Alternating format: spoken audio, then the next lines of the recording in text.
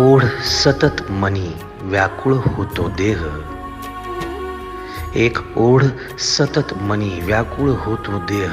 आतुर असतो फक्त वारीच्या आगमनासाठी. जसा आला होता वैकुंठीचा राया तुकोबाच्या भेटीसाठी. इंद्रायणीच्या काठ